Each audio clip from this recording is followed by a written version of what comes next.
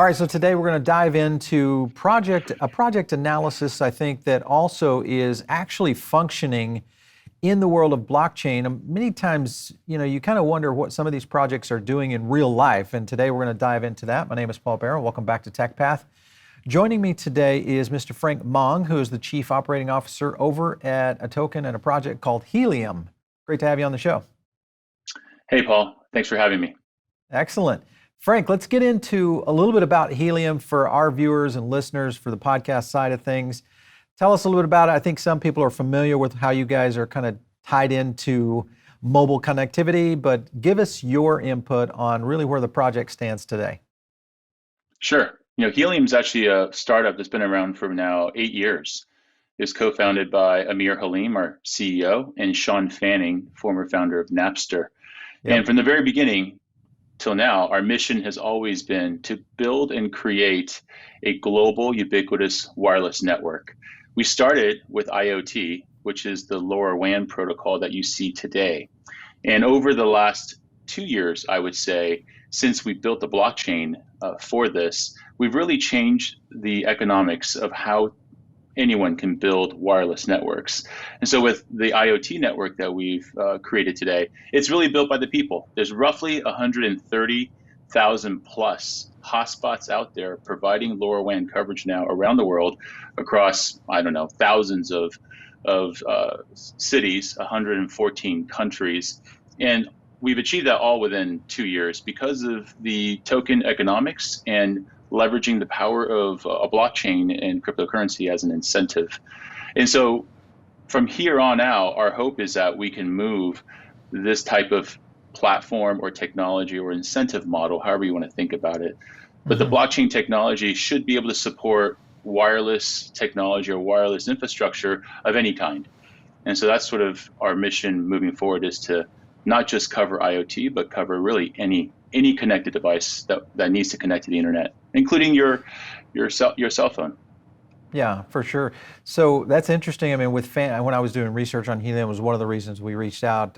Fanning, being one of your co-founders, obviously for many people, they may not go all the way back to Napster. I was kind of born and raised in Silicon Valley. I feel like I worked with Microsoft during that era.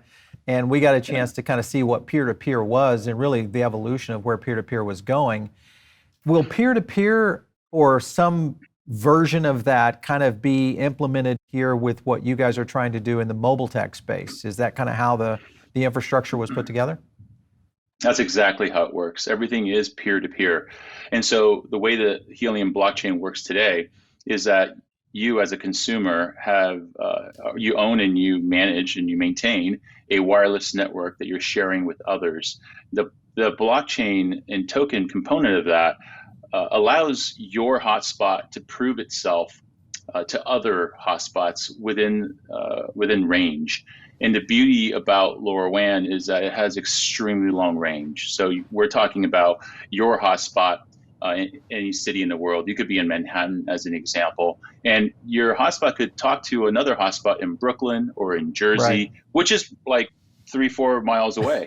And that's easily achievable through all the buildings and all the diffraction and reflection of buildings and so forth, because that signal can travel very far. And so our blockchain uses that wireless signal technology to communicate hotspot to hotspot. And that creates a peer-to-peer self-healing, self-checking capability. And as your hotspot continues to prove itself that it is trustworthy, it's useful, it's providing wireless coverage where it claims to be, you mine the cryptocurrency of the token HNT as a reward. That is how our proof of coverage system works. Right. So interesting concept here. We've had one of the guys on our show, he was one of the co-founders with a company called World Mobile Token. And they have kind of this grid mesh network kind of concept that they're working on in Africa. Very similar, I would think, to a certain extent. Different is, LoRaWAN versus, what you guys are doing in terms of utilizing the network. I'm kind of curious. So I want to make sure I got this right, in the sense of you've got basically a mobile device that's operating throughout your app and your communication protocol that essentially is also a mining machine as well as a consensus node? Exactly. So today, the Helium Hotspot does contain a full node. We've changed the architecture slightly so that the scale and stability of the blockchain is much more predictable. And so we created a layer of validators on top. So you've got Helium Hotspots, roughly over 130,000 plus, that communicate with each other, proving its location. And there are validator nodes now across the world. I think we're over 2,000 validators now. And those validators are, think of them as cloud-based computers, and they Right. store the entire blockchain, and they're verifying that the blockchain ledger is synchronized and is correct across the entire network. Before the validators, imagine 100,000 hotspots talking over the internet to each other, trying to synchronize. That's very difficult, and so and it caused a lot of, I would say, unpredictable behavior. And what we wanted to do was provide a stable layer of behavior on the blockchain. And so I think the only way to do that in a sane way is using validators. So the validator layer now supports the entire blockchain node. And today, some hotspots are still syncing those nodes on the hotspot itself.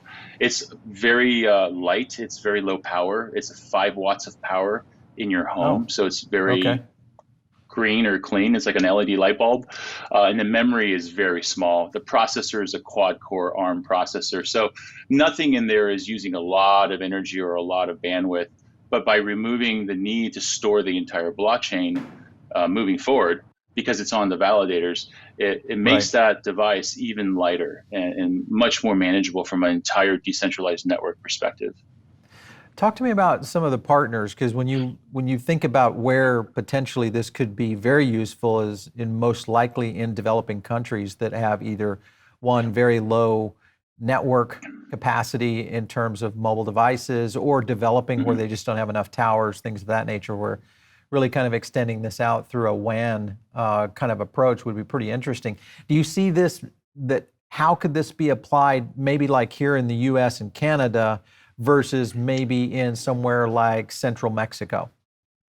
Yeah, today the network is IoT based, which means little sensors like air quality sensors or water sensors, tracking devices use the current IoT network today. We've got customers like Conserve, which manages humidity in room or artwork museum situations where they can keep things that are fragile and old in a space that maintains the integrity of the art. We've got other customers like Nowie that does a lot of water leak detection for apartment complexes to really help management and help that community ensure that they're not wasting water. And those are just a few examples of many. Like Barnacle is a company started by a couple of engineers out of Coca-Cola. They're creating sensors that track your packages across the United States.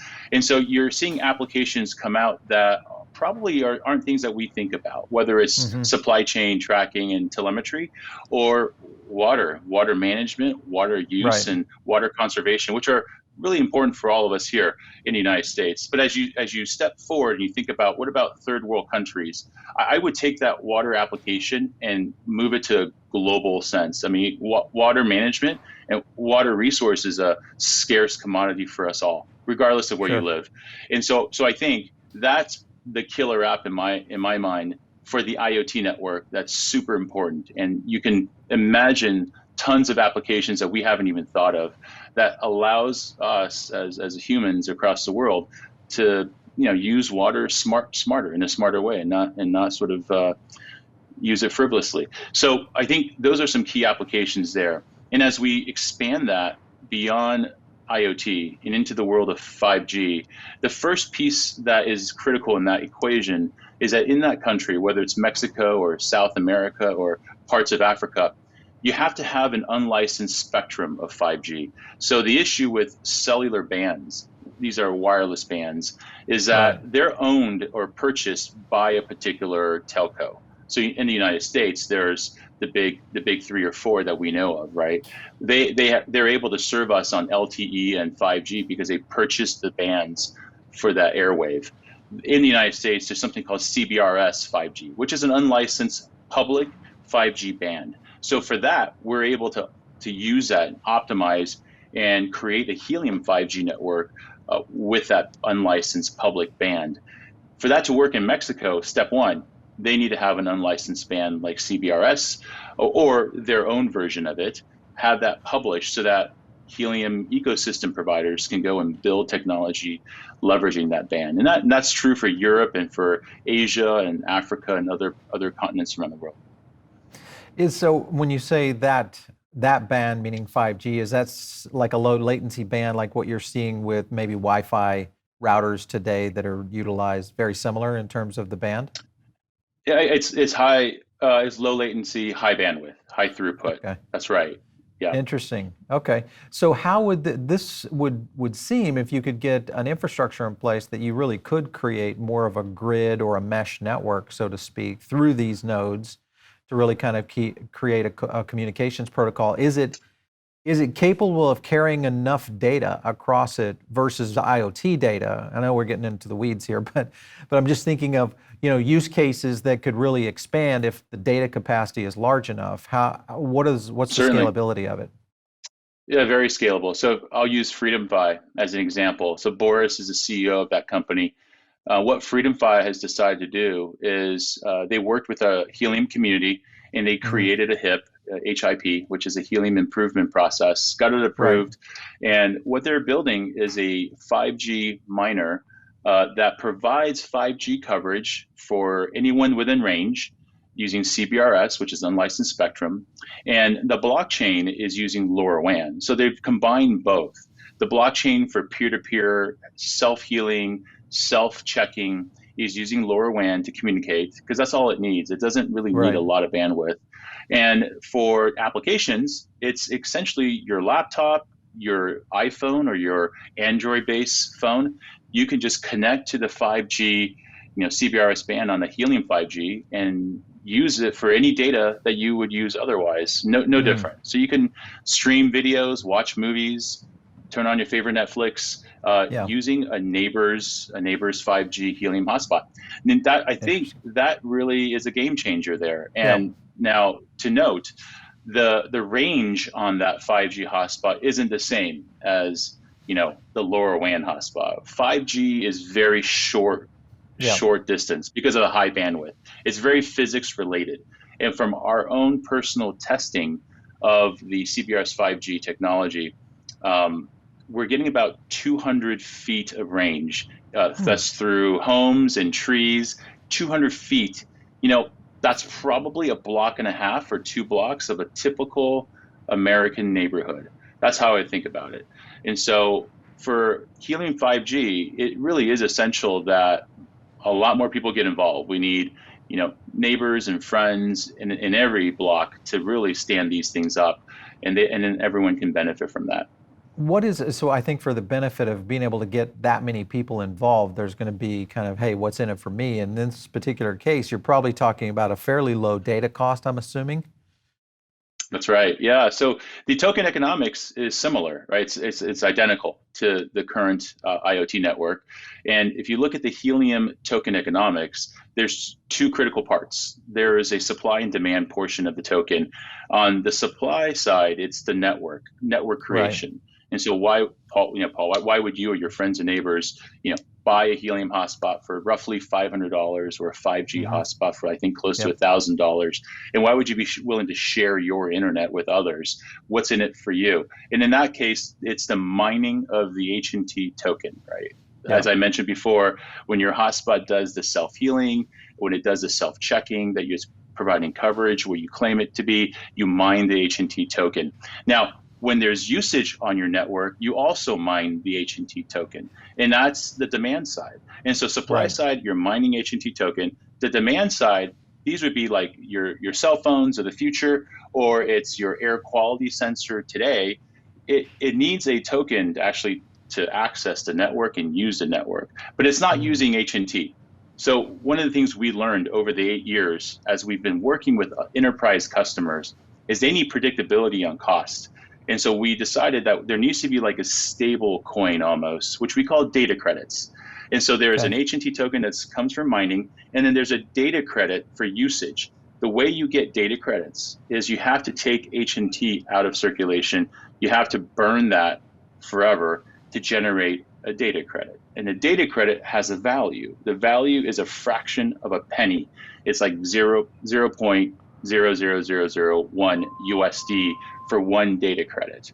And so there's a relationship between HNT and data credit. HNT just depends on the value of HNT. So if HNT was $1 and you burned HNT, you would get 10,000 data credits. And that's good for 10,000 packets, right? So as HNT goes up in price, then the more data credits you get as you burn an HNT.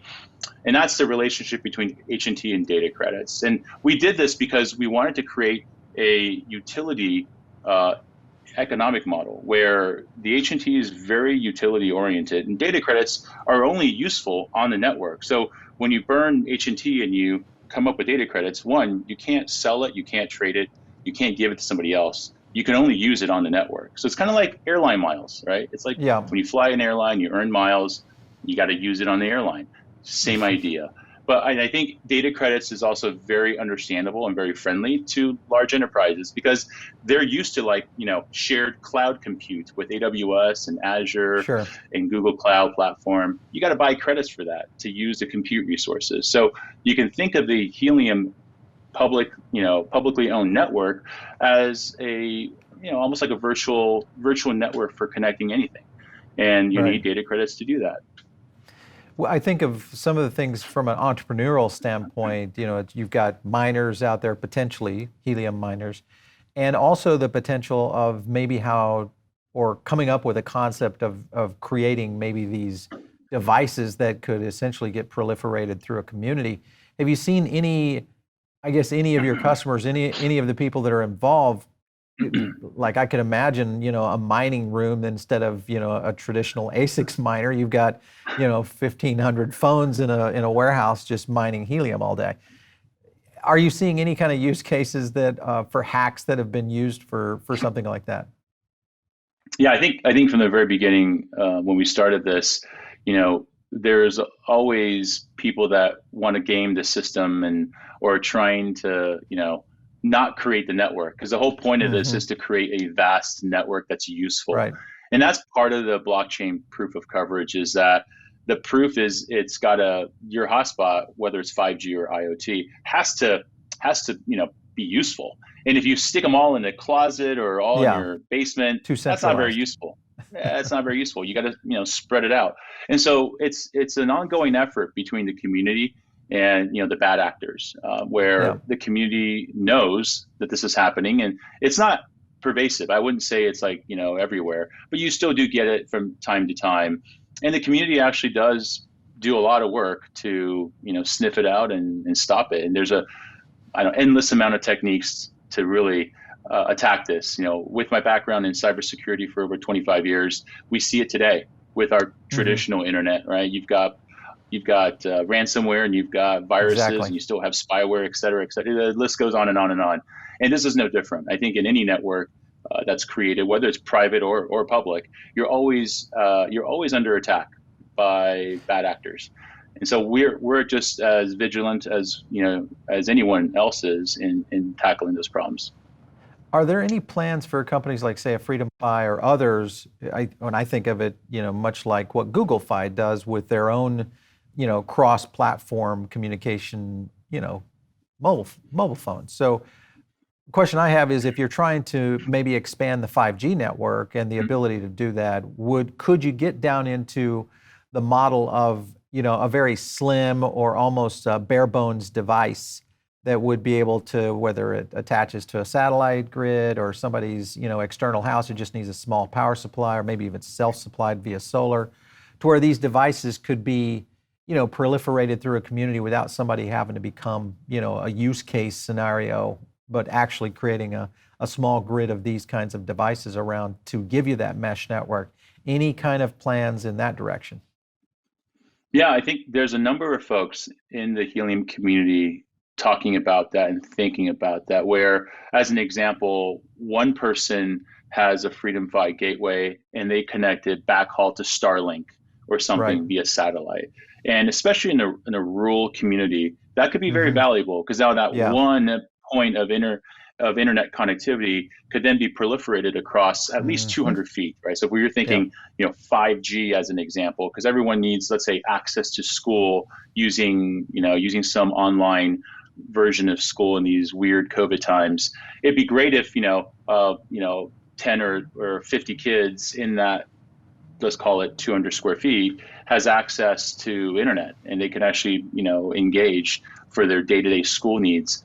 That's absolutely possible with the Mm. current FreedomFi Helium 5G miner, because when that thing is created let's say it's an ideal perfect situation, it's in the middle of that 200 square feet, very useful for 50 kids that live within range.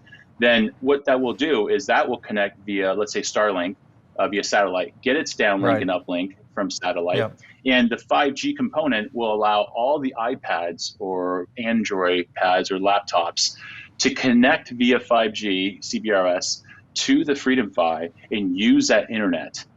And Mm. that's absolutely how it should be. So those 50 kids should be able to engage and interact with their teacher in their school via remote access at that point, Wow. all using that 5G connection. And so that is absolutely the goal of what the FreedomFi gateway does today. So you guys are going, I was reading here, there's more than 500,000 additional hotspots currently back ordered and waiting to come online by 50 different manufacturers. So how do you, I mean, that's pretty good scale right there, but if that's already on a back, Yeah. I mean, I'm just worried about, is this limited due to some of the things that we're seeing in other categories around chip shortages, things of that nature? How do we see the scalability really to kind of grow this to somewhat of a global phenomenon? Yeah, the back orders, that number is probably outdated now. I think it's far greater. My Mm. estimates is closer to 3 million now on back Oh, order. wow. That's Okay. from a chipset perspective. So I don't, part of the reason we got out of the hardware making business, because it's very difficult. Yeah. You have to have large volumes and scale to do it well. And we just simply do not as a single entity. And so open sourcing everything and making that available for the entire community seemed to make the most sense to us. And I think it's working out. And the report back on chipsets and so forth, that's primarily coming from Simtech, the provider of the LoRa chips. And that's a critical component. The other Yeah. critical components, an ECC security encryption chip that's needed on every single one of these miners from a security perspective. And I have to say, they've done a great job of managing the supply chain and ensuring that the backlog is cleared as fast as possible. I think the global chip shortage does have a huge impact. No matter how good you are, how efficient you are, you can't Right. overcome the massive tsunami of delays that's coming. So we are dealing with a global chip shortage delay, like all the car manufacturers are and all Yep. the Xbox makers are. We're no different. I do think the team at Simtech and the ECC chip makers are doing a great job of trying to manage that and be as efficient as possible. Yeah, I think if you get enough, tsunami wave, especially in some of these emerging countries that might start looking at this solution, that could really explode quickly in terms of demand, which I'm assuming that has a certain amount of relative impact on the tokenomics, even though you obviously have to deploy to actually have impact on the tokenomics. I want to talk Correct. about your recent investment from Andreessen Horowitz. So you guys got some money from them. The plan here is, how are you going to scale? What are you going to use it for? Where are the next growth measures that you guys are going after? Yeah, it's great to get marquee investors like A16Z and Alameda Research, Rivet Capital, 10T, and of course Multicoin Capital. What we really were driving towards was making sure that the community is funded. It's an open source community. So the number one goal is to ensure that the community continue to not just grow and survive, but to really thrive as an Right. independent community that's driven by governance and process, that's self-driven. So that's well on its way. So we're very happy with that. The other piece of it is really, focused on ensuring that the 5G technology really takes on and picks up. And so that's a lot of that is work, making sure that FreedomFi and others, have the funding and capability to deliver on, their hardware manufacturing, as I mentioned, how difficult that is in the current climate, but also to be able to scale that beyond the United States. And so there's a lot of work that we're doing in China and trying to expand the network in China, because I believe that is a massive market for smart cities and smart technologies. And so the use cases are endless there. And so a lot of funds are going towards that and building a team out, again, open source team focused on really evangelism, getting folks involved, building the network, looking at applications and recruiting developers. And I would say the other piece of that is really the 5G aspect of what we're doing. The overall community now is getting close, from a technical community perspective, is getting close to 100,000 people on Discord. And that is insane for us to think that less than a year ago, we were at, 500 people. So just the adoption from the tech world, the developer world has been massive, and they're really the heart and soul of the Helium community, because they are producing features, they're producing fixes, they're producing applications and use cases for this. So they're crucial for our ability to execute moving forward. And so that's really, I think having new investors on board is a massive validation for that. But we're very focused on continuing expansion across the world, whether it be China or Southeast Asia or Africa, South America. There's plenty of land to conquer, which we're just starting on. So this is still very early in the game.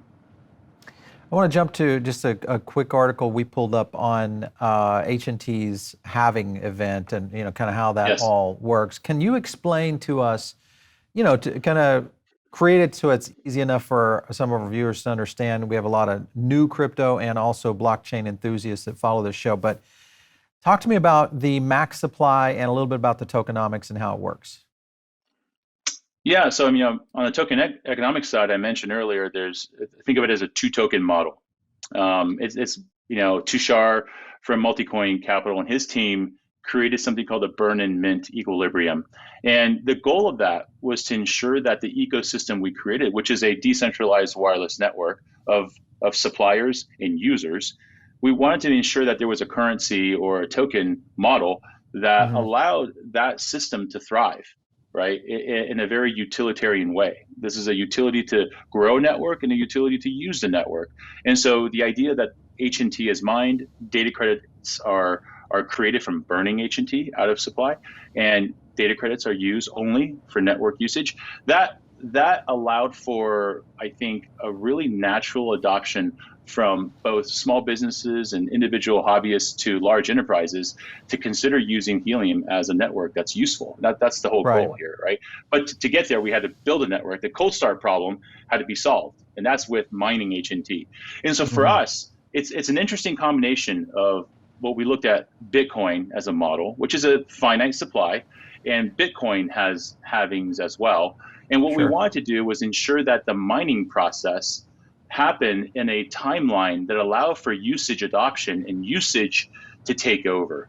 We don't have a crystal ball, so we don't know exactly what that is. And so I think a lot of it was just really good forecasting and sort of intelligent, data analysis on, gosh, what would it take for a global decentralized network to actually get started, right? How do we solve that cold start problem? And then how long would it take serious enterprises or telcos, for that matter, to start roaming on the Helium network? Right. Because as soon as that cross-section occurs, then the mining and the halving and the cap of the HNT token, it doesn't matter anymore, right? What you want is millions and billions of things to use the network. Because as soon as that happens, you and I as miners, if we're just providing networks, then we don't care. We just care that we're providing great coverage. The antenna can hear lots of devices, and when we hear them, they use our network, because when we get to mine HNT from that, that's the end goal, right? But to get there, there's like a time frame, right? Exactly. I was looking at your chart on years 1 through 10, HNT start of year. So you kind of see the transition. So the scalability there is definitely so right here, August 12th, marking your 2 years since Helium, the Genesis block. So you've got a couple of scheduled every 2 years. This date marks the first halving. So Very interesting that you guys were able to scale. This is brilliant work in terms of just understanding where the market was going and what the potential is here. Did you take into consideration, I guess with Fanning on, the lead here, you took into consideration the evolution of where technology is kind of evolving to, especially in the mobile device market, because that seems to be a huge expansion opportunity that is really kind of developing right before our eyes right now. Yeah, no, for sure. Well, I think that credit's got to go to Amir Halim, our CEO. He's really the mastermind behind all of this, along with Tushar Jan from Multicoin Capital, and by the way, the entire community that was involved. So all decisions are made by the community.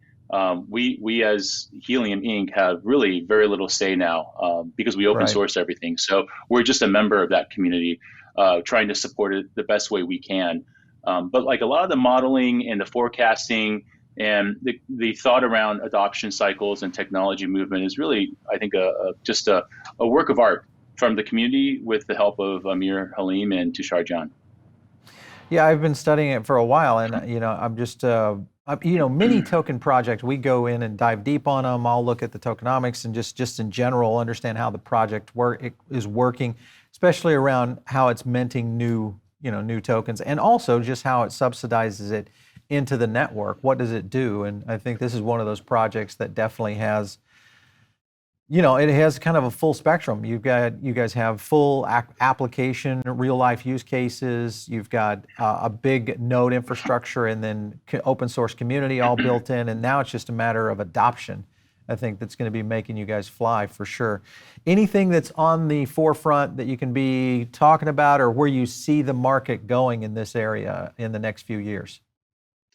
Yeah, I think there's probably a number of key things happening. And one is just the IoT adoption. I think IoT, Internet of Things, has probably confused a lot of folks.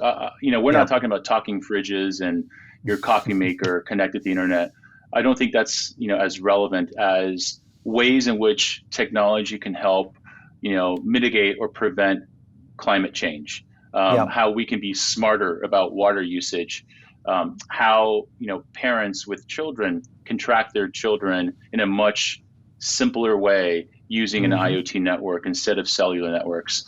Those are, I think, key applications that don't exist today, and I think they will exist once a massive global network like the one created by the People's Network, Helium, can provide that and can really start to kickstart. We're starting to see that now with our community. And I think when you start to step beyond just Internet of Things into something that's very relatable to everyday people, which is 5G and their mobile phones, that's where I feel mass adoption, massive understanding comes into play. The killer app is going to be like, you and I watching Netflix every night using somebody else's internet, which is great, right? But I think the underlining key here is that, Paul, we're trying to enable you and I and anyone, just anyone, to have access and ability to become a internet service provider. That's the key, right? So if you and I could become a internet service provider, we're going to change how you and people connect to the internet. And I think the idea of Web3, the idea of a decentralized, truly decentralized internet infrastructure can only come if Helium is successful with this incentive model, to the point where anyone, you and I, our neighbors, the folks in another neighborhood, now have internet access not provided by the traditional providers that's essentially cornered the market, right? We want to unlock that and make it available for everybody. And I think that's true decentralization. And that's what Web3 should be about, is where the infrastructure is actually decentralized. That's our mission. I think a lot of people don't, you're exactly right. They don't realize what Web 3.0 does mean and what it can mean to our society. If you could, I'm thinking about a half a dozen different applications right now of how Helium could be used.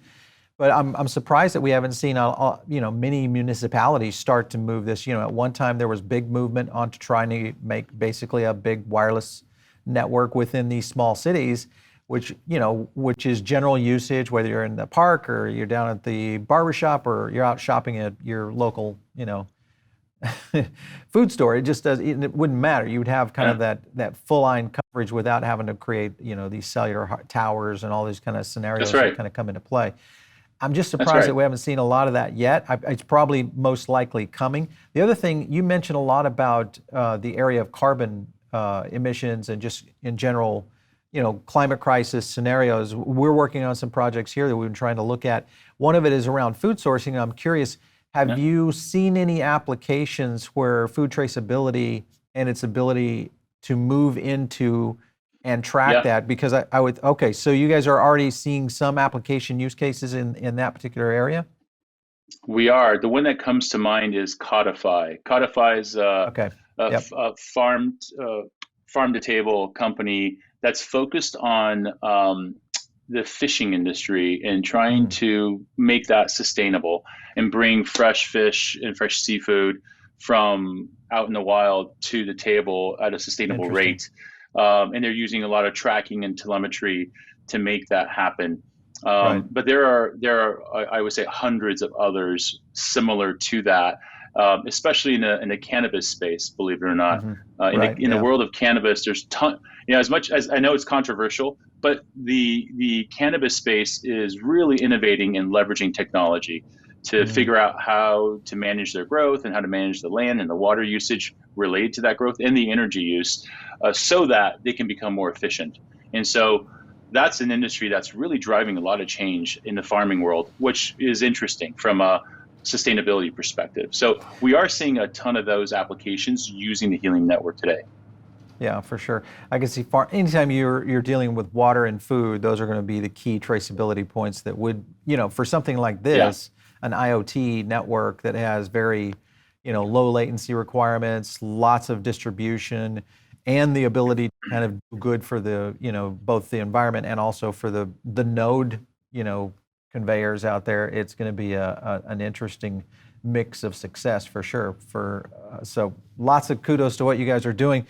Frank, I want to thank you so much for stopping in. We're going to be watching Helium very closely here on the channel. So good luck on everything you're doing. We'll watch up here closely on the 5G rollout as well. So thanks for stopping in. Thanks for having me. Excellent. All right, so you guys are listening in over on the podcast right now. Make sure and give us some kudos over there. If you're here on the YouTube channel, the number one thing you can do is subscribe and share this video out to someone that you know, maybe trying to learn about next generation technology, because it really is impacting our way of life in the next decade. Really, we're going to see a massive shift, whether it's blockchain, autonomy, AI. Obviously, you guys saw what Tesla dropped the other day with the AI bot. There's so much massive change hitting society right now. Hopefully this show is going to be the one that helps you get to it and understand it. The best thing you can do, reach out to me if you have a show idea or you have someone you want us to cover. Hit me up on Twitter @PaulBarron. We'll catch you next time right here on TechPath.